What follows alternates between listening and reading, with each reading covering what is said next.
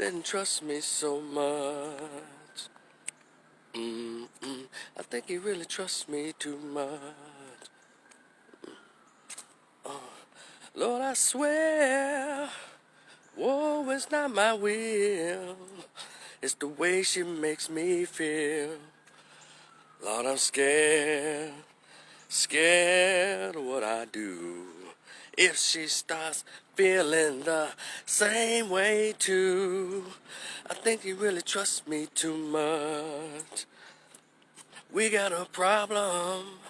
Y'all know about that Bob Womack. Shout out to Bob Womack when music was music. Man, so what's up, everybody? It's your man. I know it's been a few days since I did a live here. My Facebook page as well as on my YouTube channel, Rico the Opinionist. And I'm not going to be all day long-winded because guess what, y'all? I think I probably have a day and a half left of dealing a little cold. Because if you go back to that video, the first one I did a few days ago, I was talking about giving my thoughts on the recent shootings at Grambling State University, my beloved, my dear old Grambling State University. You can see I kind of had the sniffles and was kind of struggling to get the words out. So I hope I sound a little differently because I've been, boosting that immune system, taking my vitamin C packs, my soup, and my cough drops, and the NyQuil, sneezing, coughing, so you can rest medicine. I've been on it, and hope I sound a little different. I definitely feel a lot better. So much so that I felt like doing a live this evening, but I still have just probably another day or so to go to recuperate to get back to 100% health. But I know I don't like to go too long without spreading the news on my lives and on my YouTube channel. And so Roger, and don't forget, I wrote a book years ago. It's called "The Greatest Pain Ever Felt."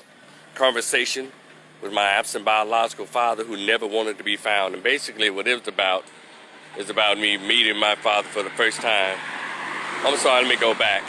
I found out about him by accident when I was 22 years old. Hold on, let me get past these construction workers here. They're building a set of townhouses. Eric Cromedy, what's up, bro? I'm telling you, these are gonna be the smallest damn townhouses. They're gonna cost about $400,000 per unit. They're gonna be the size of your child's tree house in the backyard. Tell you, man, real estate ain't what it used to be.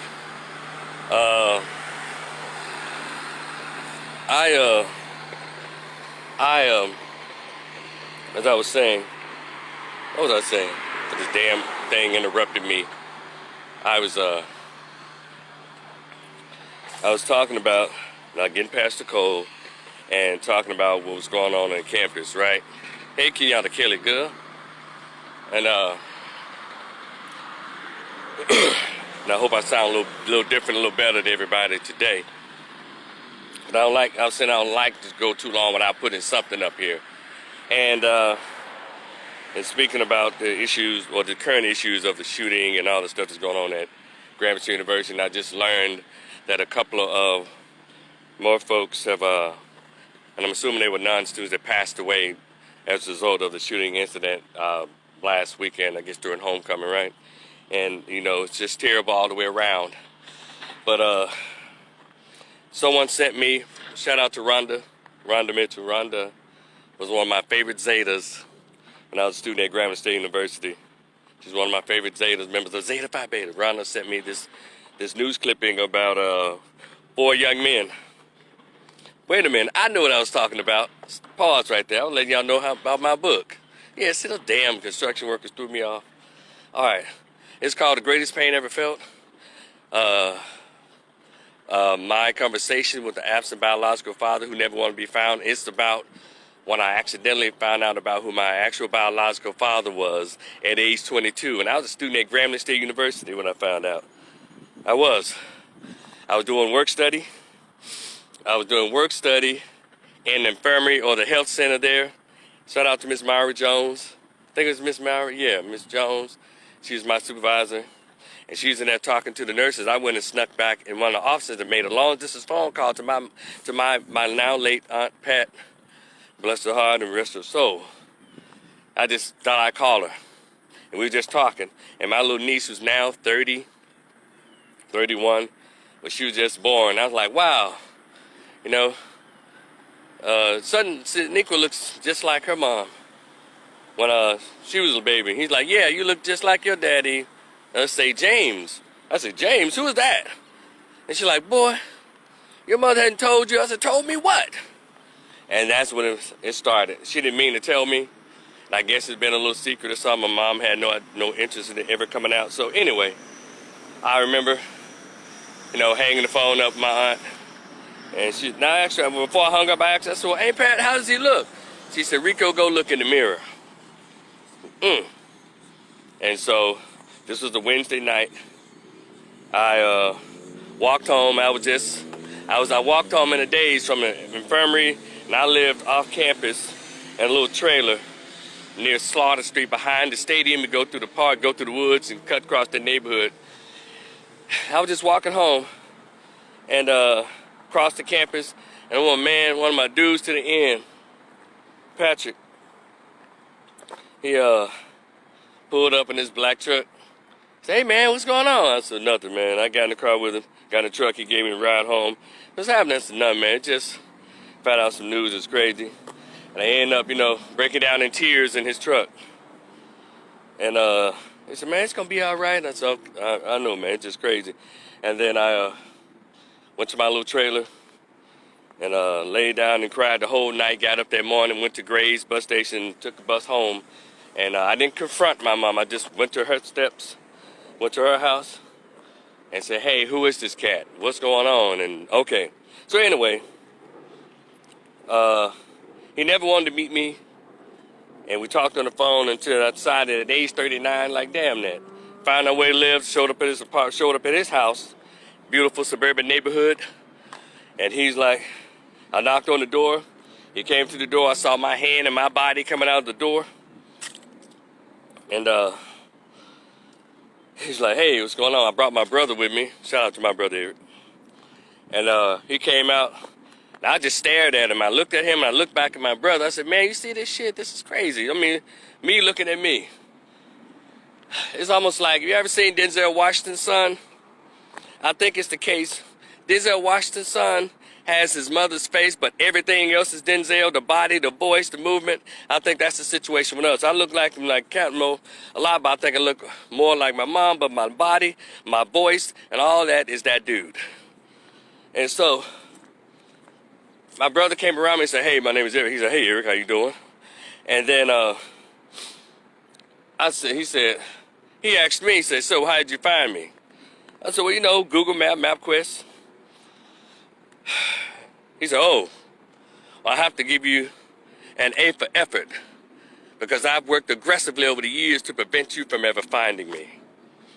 And my brother looked like, what the?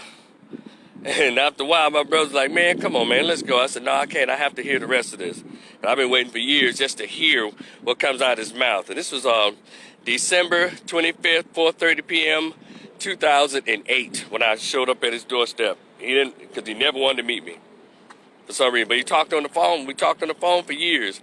And I wrote that in the book as well. So check out the book. It's only $10, just about 50 pages. I call it a short story, but, you know, 50 pages. It's in PDF format.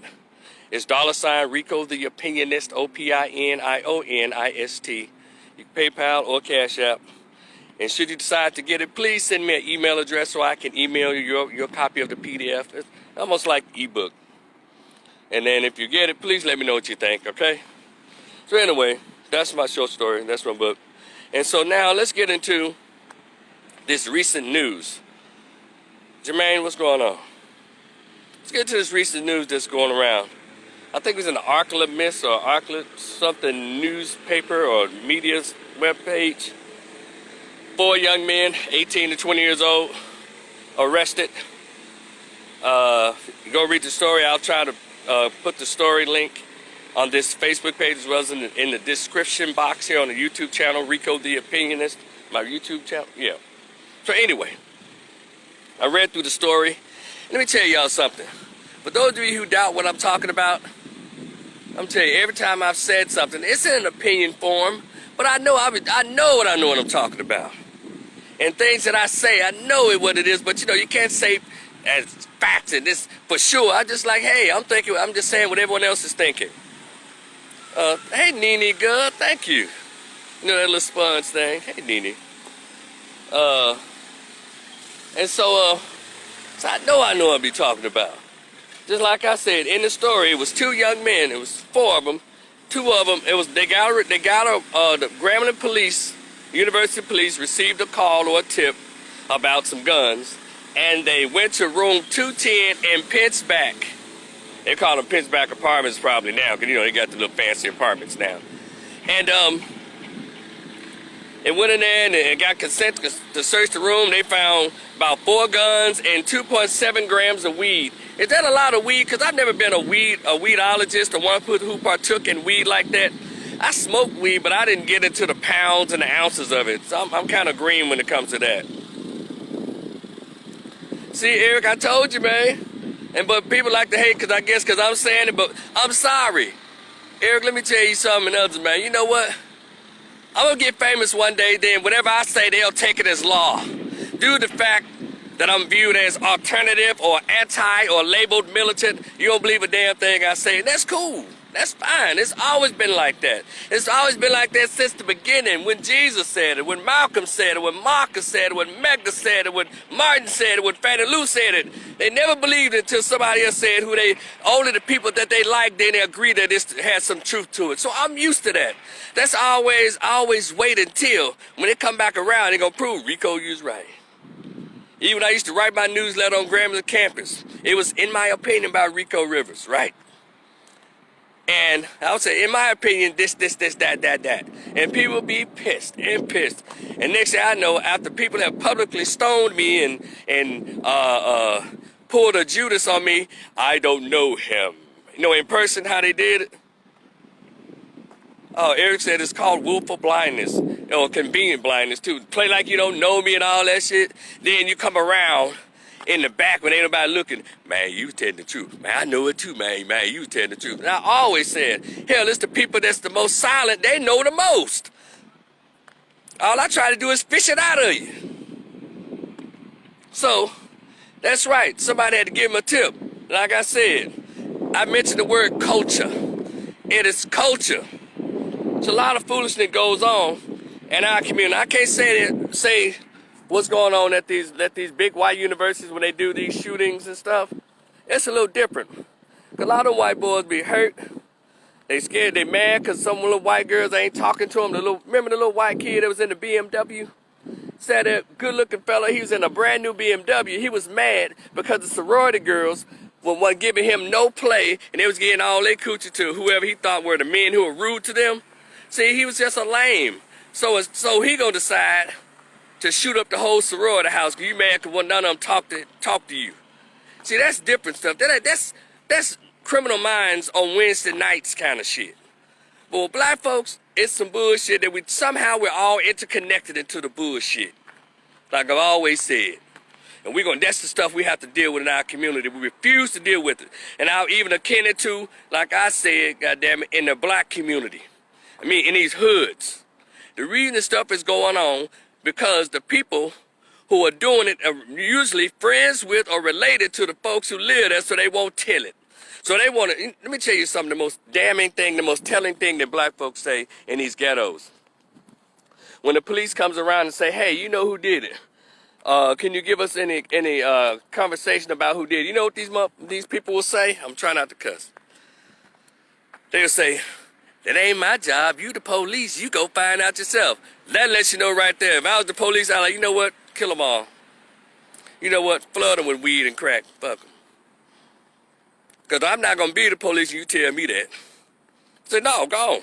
Continue to get all the little girls and get all the little boys in the gangs and on dope. Go on.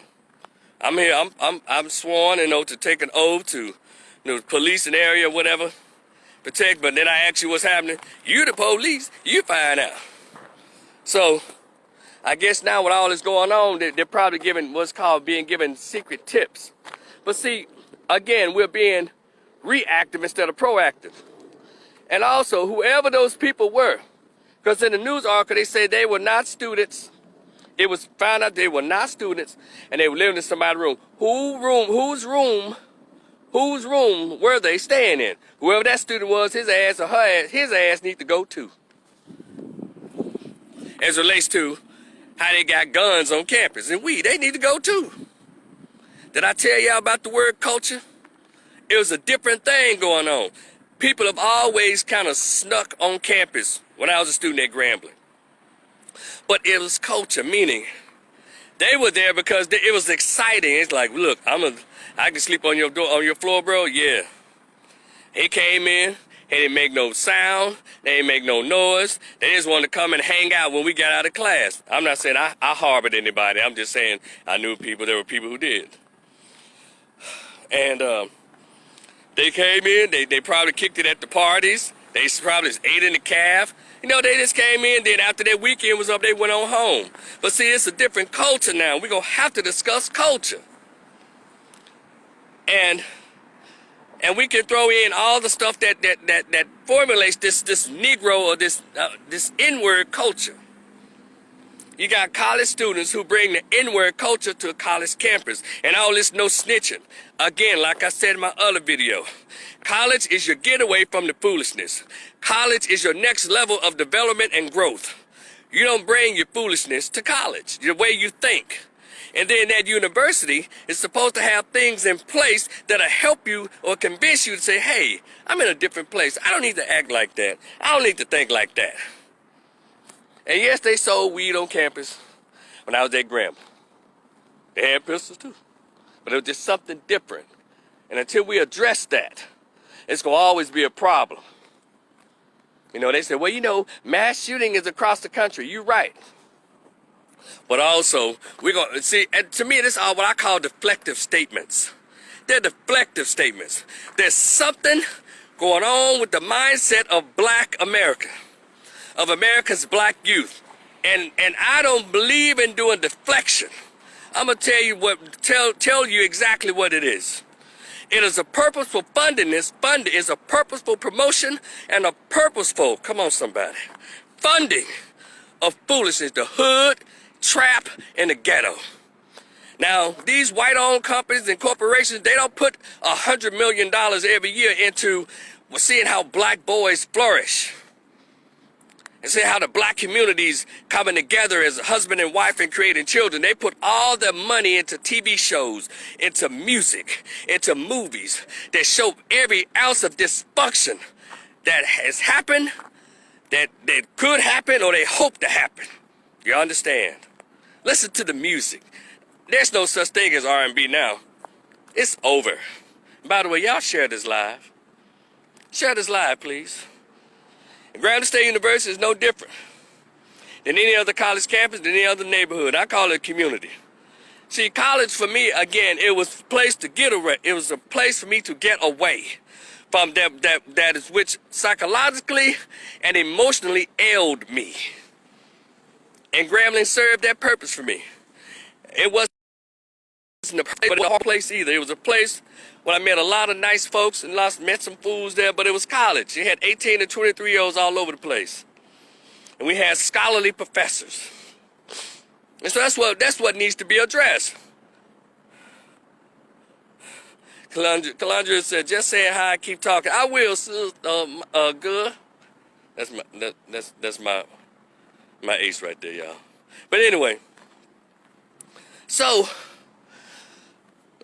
we're gonna have to address this, and I'm glad to hear about all of the initiatives that's currently taking place or being put in place at Grambling to address the trauma and the emotional, I'll say the emotional hardship that has been brought on due to the recent occurrences when it relates to the shooting and the people are dying. I'm glad that they're stepping up. And I watched the Grambling radio station has a YouTube channel, and I watched them have a discussion about the things they're putting in place to address this in conjunction with the counseling center, and I'm glad all that is happening. And I even got to see the interim vice president of student affairs. I think he's Nigerian. He speaks really quickly with an African or Caribbean accent. And so, those are not minuses, I'm just saying. So he's an interim vice president for student affairs. And I did tell I told the vice president of student affairs, I told the dean of students, and whoever the activities committee or the student union board to get off your lazy ass and get involved personally. It's a lot to be done. But also, we're not going to talk about the Negro culture that young people today seem to just thrive off of. There's nothing cool about being an N-word. Nothing. And this no snitching, that shouldn't apply nowhere on the college campus. Because when you don't snitch, other people get hurt on the college campus, just like in the black hoods. See, you have to be an intellectual Cro-Magnon, a lowbrow fool, to not tell on danger that could possibly happen to everybody, not just you, but people around you. Got to be, in so many words, a lack of words, a jackass. To keep the word as hush or mum on foolishness. See, but that's what rap music teaches. Today's rap. I grew up in hip-hop. I didn't grow up in no goddamn rap music. I could hear the beats, but that's nothing that people learn that's positive in this dumbass music. Did y'all see speaking of dumbass music and dumb rappers, did y'all see I'm trying to catch the video of the young black dude destroying Subway, and it was on the Breakfast Club. He destroyed Subway, and I don't know, the restaurant where he's working at, and they're trying to get Meek Mill's attention so he can get a rap contract. And anyway, rap music keeps black men in perpetual boyhood. I don't care if you're 40 years old, 45, 48, or 28, or 19, or whatever. Rap music today keeps black males in perpetual boyhood. It's a bunch of bull. Some of the beats are cool, but the message and the lyrics and all that stuff is trash. And I know the genius is going to come out and say, Rico, you can't blame it on rap music. Yes, I can. Because if you understand Pavlovian response, when a dog has been trained to hear the doorbell or whatever, it reacts. Or there's a salivation that goes on. Look up the Pavlovian experiment. That's how we are when we hear the rap music and hear all the beats. We just start acting just like jackasses and forget our good senses and start acting out. Marquise McBride, what's up? I said, Marquise, what'd you say? Well, black culture is a boiling pot. It was going to spill over sooner or later. Yeah. And then I don't even call it black culture. I don't, cause and like when they say for the culture, what they mean by that? It depends on who's saying it for me. The scholars, when I listen back to the scholars of Dr. Francis Cress Welsing, Dr. John Henry Clark, Dr. Amos Wilson, Dr. Joy Leary, Dr. Ben Yakahanan, Dr. Naim Akbar, Dr. Jawanza Kunjufu, Brother Ashwa Kwesi. When I listen to the scholars, when they talked about, they didn't say black culture. They were talking about our Africanness. So in black culture to me is just like, it's like it's a subculture of our Africanness. And that's what we clung on to because the main purveyors of this society, have put billions of dollars into make sure that we are always biting and feeding off, eating and feeding off of Negroidian behavior. Eric said, just like when Pinocchio went to Pleasure Island, the people that worked in the salt mines, they tried to turn them into jackasses. Yeah. Look, man. It's not rocket science. It's like we've lost our common sense. We have to learn that 2 + 2 will always equal 4. And I will attach this when it comes to black folks. It's like we've taken pride into ignorance. That's not who we are. Because Louisiana Tech is right next to Grambling. How come you don't have that foolishness going on at Grambling? At Louisiana Tech. How come? Are y'all sharing this live, by the way? How come we don't have this same foolishness going on at Louisiana Tech? Is it going on and they're hiding it or covering it up? And how come the blacks that attend Tech seem to live by a particular standard or code of conduct and behavior? Is that old thing that, when you're in a white environment, you got to, straighten up and fly right and act as if you have some sense to show them that you're intelligent? Come on, somebody. Is that what's going on? Because don't y'all remember over the years when black students who decided to go to Tech, they would come over to Gramblin's campus during homecoming or some weekends, you know, to come over and visit us and holler at the women at on Gramblin's campus. Because one thing about the 90s, Grambling had some pretty women, my God. Beautiful girls, women, young women from all over the country. And I told y'all California and Louisiana led the pack. But they had pretty women from all the states that we came from, right? But I would notice those blacks that come from Louisiana Tech, they come over there, you know, and try to treat Grambling like it's a back alley or some shit. Now, don't bring your little tired, dull ass over to our campus and do your pissing and your farting over here, then go back and act all civilized at Tech. No, if you want a college experience, black college experience, take your ass to Tech and create something over there. But at Tech, you can't hardly, you can't hardly see people breathing. So that's the beauty of a black college campus. It's always that energy that we have. Then they would come over there, then go back to Tech like they're doing so much scholastic work, like they're so scholarly over there. Even with the fraternities. I would see some Qs and some Kappas come from Tech and come and blend with the Qs and Kappas. Hell, even they looked out of place, because I don't care what y'all say. I'm not even in that Greek system, but I can observe. I observe behavior. Qs who graduate, who pledge at Grambling or Southern or Jackson State have way more rhythm, way more soul than those who pledge at University of Memphis, Louisiana Tech, LSU. It's just something different about it. Because it's not in a place.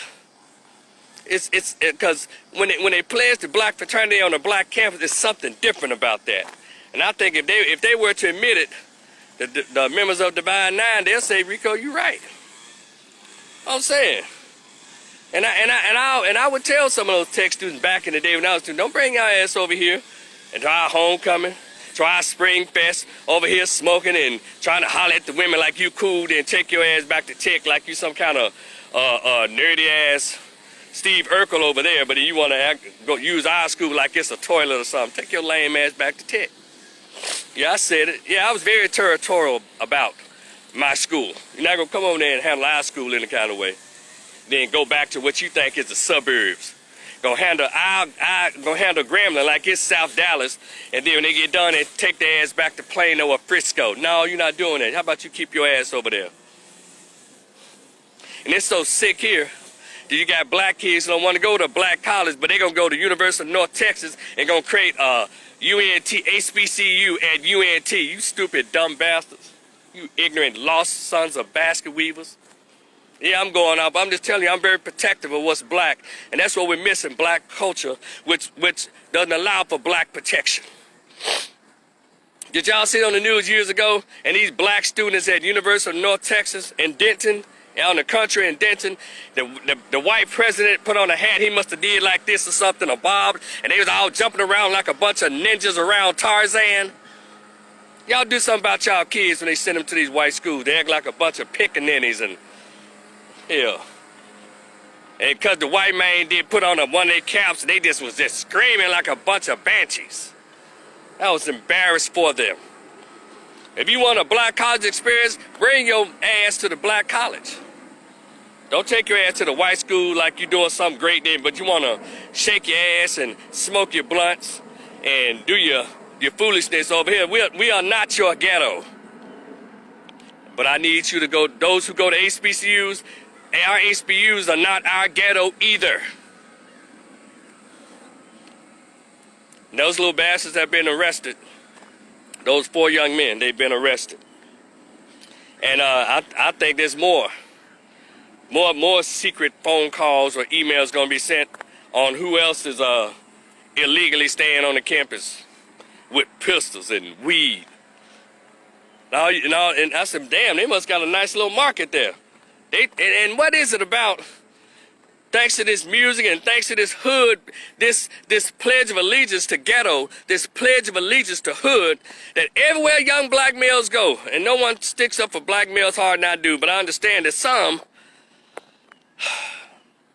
you just have to, some of them you can't save, some of them you can't address. Y'all remember this? Now I know I'm throwing some references out here that a lot of you may not know. There was this movie with Macaulay Culkin. He was a little kid. It was called The Good Son. Him and Elijah Wood. Elijah Wood played in Lord of the Rings. They were two sons. Macaulay Culkin was the Hellraiser. That was their biological son, but Elijah Wood, I think he was the adopted.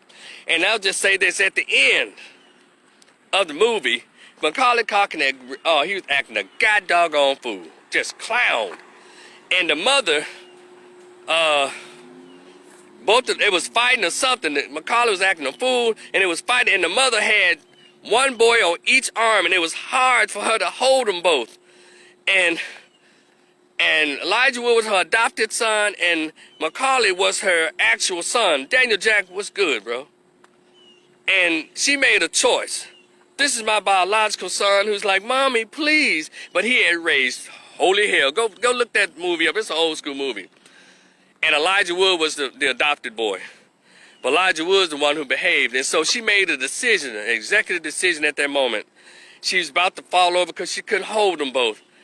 And she ended up letting Macaulay Culkin's hand go and let his ass fall off the side of the mountain or the hill or whatever, and pulled up the son who's behaved. See, that's a lot of black males that we're gonna end up having to do like that. When they're just hell bent on being N-words, you can't. And again, I am an advocate for black boys. Y'all hear me talking about it all day long.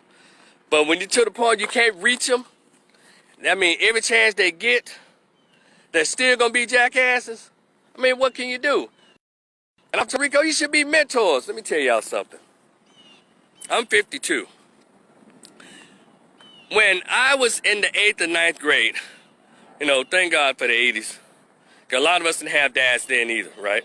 But we had a community of men who were husbands, and the preacher was worth a damn back then in the 80s, he was. Preacher and his wife and children, and Muslim brother was like a mentor to me. And of course we had at least 75% male teachers, heterosexual masculine men teaching the classes, and they weren't just the coach. They was actually the English teacher, the civics teacher, the principals, and all of that stuff, right? And if you mentored somebody back then, the kid probably fumbled around for maybe a summer or two, and boom, we kind of came out of it. But to mentor these kids today, they talk about, Rico, you should be a mentor. Shit, I'm not getting anybody out of jail. I don't have enough money for that. And my nerves are bad. We got on the ball a little quicker than these kids to do that. You mentor a kid at 14 now, you'll still be trying to get him out of jail. Still be listening to his bullshit when he's 25 and 26. No, people ain't doing that. Rico, you should go to the prisons and talk to I'm not talking to no damn dudes in the prisons. Because I do all my talking and my preventive stuff, even in my career of social work. I do preventive. I tell you what's going on. I show it to you. If you decide to, hold on a minute, y'all. Y'all hold on to your Bibles now. You still decide to bite up that apple, Eve, that's your ass. You've been given instructions. I told you. This is what's happening. I can show you that it happened too. If you still decide to do it, I ain't got nothing for you, bro. And that's what's happening. And it's not about throwing anybody away. We're always wasting, we're spending all of our resources and our time on those who are acting up. And I want you parents, y'all know what I'm talking about, to the parents of children, or more than one child, might have 3 children.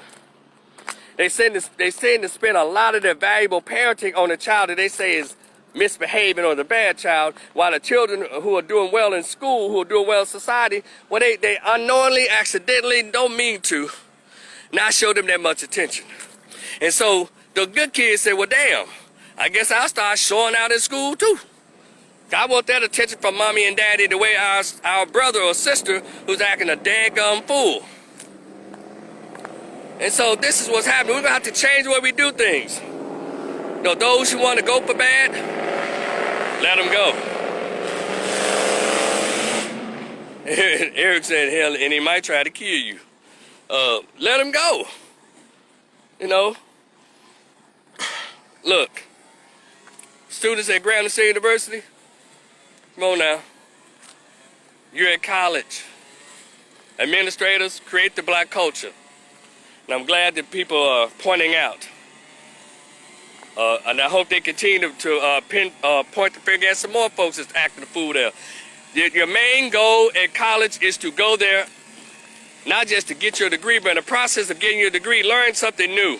Develop into an even better human being that you are. Because the resources are there. You can start a business there, a consortium group. You can do a whole lot of stuff because you have a captive audience of at least 4,000 customers there. But not for selling weed, fool. T-shirts. I remember some brothers who started a t-shirt business. Started and selling t-shirts. They still have his business right now in the village. Shout out to Thomas. And where you buy all your t-shirts and Grambling paraphernalia from in the village, my man Thomas. Still there. He started that when he was a student at Grambling with his partner. He was MNT at first. Marvin. It's Marvin and Thomas. Thomas and Marvin were together. Then eventually I think their partnership dissolved. And Marvin still has the shop there. I'll forget the name of it, but we all go there when we go up to Grambling. So shout out to Marvin. And that's how it is. And I think there's another guy I knew, Sweet Lou. Y'all know his Grambling night. He started off there, and they had a little business going on. So him and his partner in crime had a little business going on. And that's what you should be doing, creating your business while you're on campus. It's what in the process of pursuing your degree, your chosen major. And then your social life is kind of wrapped around that. The first goal is to get your classwork and develop your skills in your chosen major. And the socializing is kind of wrapped around that. But folks now taking college and doing all kinds of other stuff when it becomes detrimental not only to yourself but to others. So Grambling, y'all gonna work it out. Y'all look, I'm very protective of my GSU, very. And I'm very protective of black folks and black culture, and particularly black kids, black boys. So anyway, I'm going to say this really quickly because brother Eric E. Will, what's up, wherever you at? He wanted me to say something about Colin Powell. Oh yeah, let me go back and say this. Young black males who attend any HBCU, especially Grambling, stop trying to make wherever you go turn into a damn trap house. Again, stop trying to turn wherever you go to be a college campus, an apartment complex, a neighborhood. Stop trying to turn every goddamn place you go into a trap house, you jackass. And then wonder why the police get to arrest you all damn day. Here, it's like you just say, hey, cops, come and get me. I have nothing else to live for. And we'll deal with the psychological and the emotional reason why the behavior later on. So stop trying to turn every damn place into a trap house, you jackass. Colin Powell passed away. And I kind of, dealing with the cold and everything. Hey, Tiffany Sugar.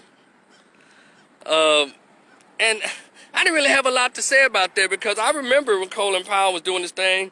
He's a Republican. He's working under, I think, both of the Bushes. And he led the fight into Iran, Iraq that took a lot of black kids out of college. When it was going on in 91, it was a lot of black male students being taken out of black colleges, but it was a few of them taken out of the white schools. I remember that. And also, a lot of black folks was just down with Colin Powell like they trying to say he was a great man. He was awesome. He was this. No, don't y'all do that. Don't try to be all brand new because someone passed away. Don't do that because he was a Republican.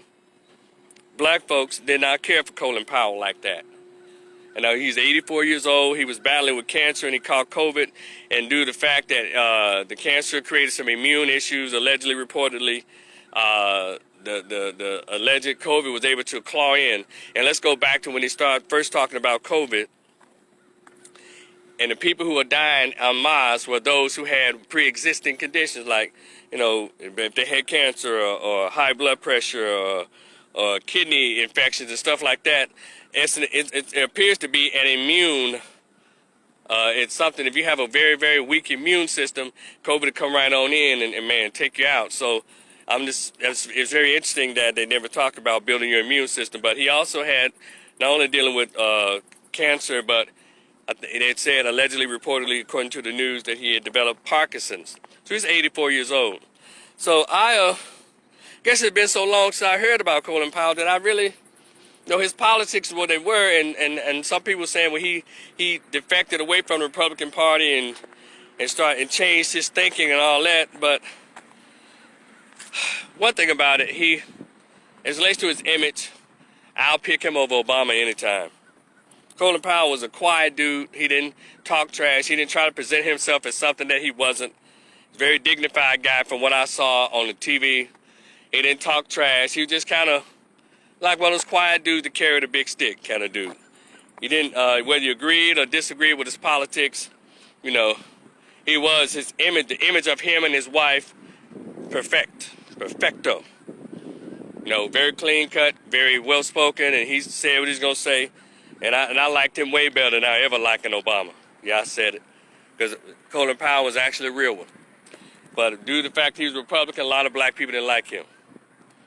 And so now all these black folks want to suddenly pay tribute to him. So, the hypocrisy is real. And so I hope I satisfied you, Eric, with that response, because that's all I had. And in closing, the statement, my body, my choice.